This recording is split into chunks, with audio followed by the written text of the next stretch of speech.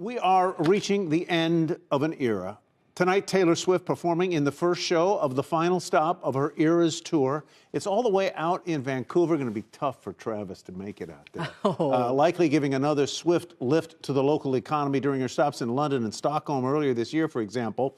There was such a surge in hotel occupancy and room rates at BWH Hotels as Swifties flocked to the shows. Here to break down the Swiftonomics with us is BWH Hotels CEO Larry Cuculic, excuse me. Thank you. Pardon me. And BWH is otherwise known as Best Western, right? Yes, that's one so of our... So what did you see brands. when Taylor came to town?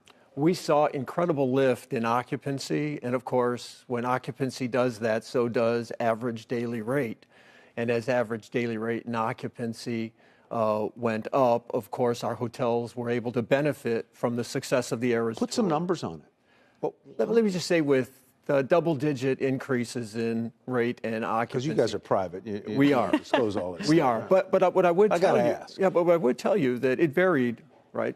London may not have seen as much lift because of the room availability versus a Stockholm, which doesn't have as tighter many supply. rooms. So tighter supply was able to, I'll say, benefit more greatly from the Eras tour. Have you seen a similar phenomenon with other performers, or has it been not as great as it was with Swift?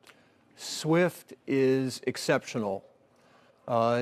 Miss Swift and the Eras tour it's an anomaly. There's not been anything like her. You look at the loyalty, her fan base, it's huge, right? Absolutely huge. And then the timing of it coming out of a time when we couldn't travel, that's how I'll refer to it. She launched that tour. I think she postponed an earlier tour when it struck and then came out of it with the Eras tour.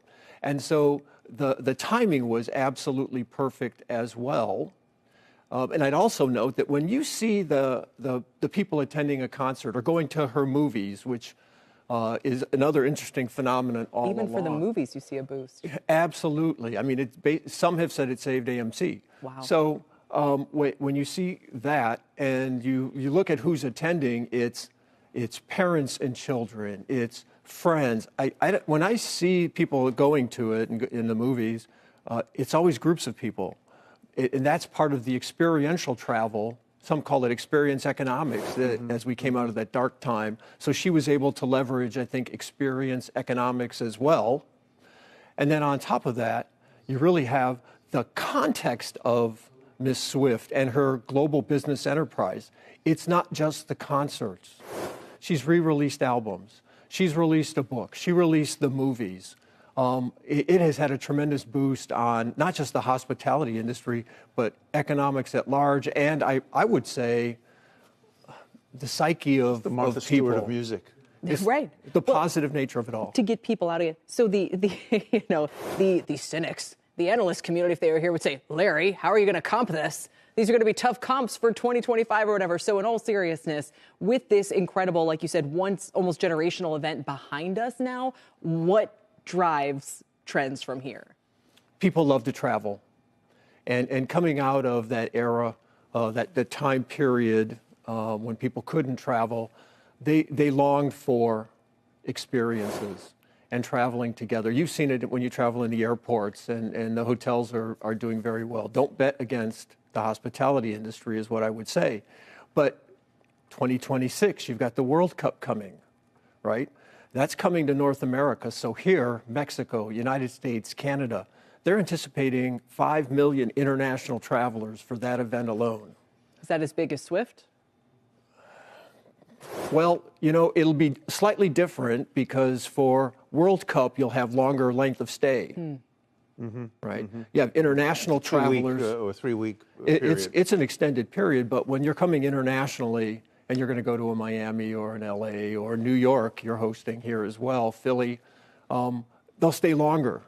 So Swift may have had a shorter length of stay, but now look at the length of stay as also a big boost to the hospitality industry. Real quickly, we've heard from other hotel companies the last couple of years, a lot of the infrastructure money, a lot of those kinds of projects, even some of the chip projects have been a big boon for business. I'm not sure if you're in exactly a segment that would benefit from that, or maybe out west it's different, but is that something that you can kind of give us a window on? Yeah, I believe that the infrastructure bill will, in fact, have a positive effect on the hospitality industry, specifically the extended stay segment. Right.